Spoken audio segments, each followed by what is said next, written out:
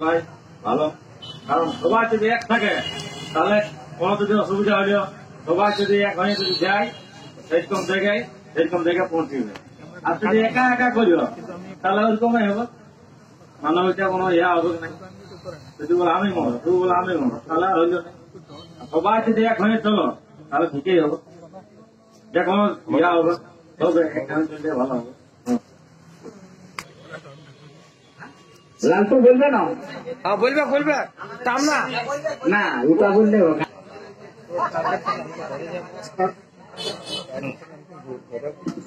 নমস্কার, জয় গরম মানভূমি সংস্কৃতি।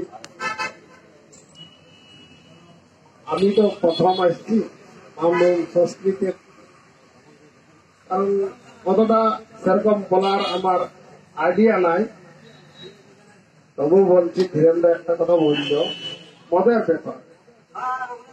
মদের ব্যাপারে কমিটি, গ্রামের কমিটি যারা আড়া লাগাই বা লাগ করে তারাই মদের ব্যাপারে দেখবি না ফলিয়ে করে পার্সেল মদ আনা করাইছে।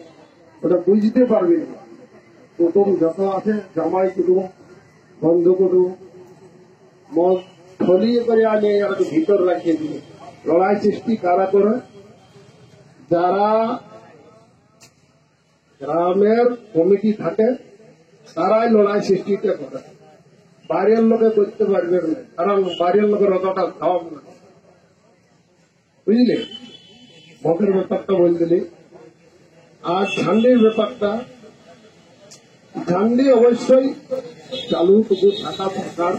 ছোট মোটো রসিক যারা থাকে তারা মেলা করতে পারবে না, কারণ কেননা ওদের তো মেয়ে ছিল সবারই ভর্তি আছে।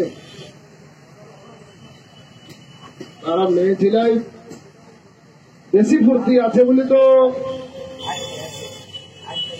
মেলাটা ওরাই বেশি আগ্রহ, ওরাই বেশি কষ্ট করে আলাদার ভর্তি। এমনি লোক পারবে না। ডেলি গাড়ি ঝাড়ি যে কোনো কেলাই ঘরে বলে দিবে যে আমি এইটা করবো ওইটা করবো, বাইরে আছি আমি, ওই বলে তো কথা বলে চলে যাই। আমি আর কিছু বলছি না, ওইটা আমার বক্তব্য শেষ। তাহলে যাই হোক, প্রদীপ টাকার মিটিংয়ে আমি উপস্থিত হয়েছি ভোলা থানা থেকে। আমি একটা বলবো যে মানুষেরা যদি যে বলছে আর করছে এইটার জন্য ঝামেলা আছে। মেন ঝামেলা তো এইটাই যে আমি বলবো যে লোকগুলো ধরো হয়তো একটা সেরকম গরিব লোকও করা রেখেছে, তারা হয়তো চান্স পাচ্ছে নাই, তো তাকেও চান্স তো দিতে হবে। ও হয়তো পাচ্ছে নাই, মানে ঠিক জায়গায় লোক পাচ্ছে নাই, তাহলে ও চান্সই পাচ্ছে না। কারা আছে তো খুব ভালো লাগনি কারা, কিন্তু চান্সই পাচ্ছে না। তা আমি সেটাই বলবো যে যেটা বলবে সেটা মানে সত্যি বলাটাই ঠিক। আচ্ছা বেদা বলে দিলাম, আমিও বললাম কমানে নেবো, আমি বলবো, আর নেওয়ার সময় বলছে অন্য একটা কাজ হয়েছে, তাহলে তো ঝামেলা হবে। কোন করেই ঝামেলাটা হচ্ছে আমাদের সময়। আচ্ছা কোনো ঝামেলা নাই তোরা, এইটুকু বলে আমি তোরা শেষ করলাম।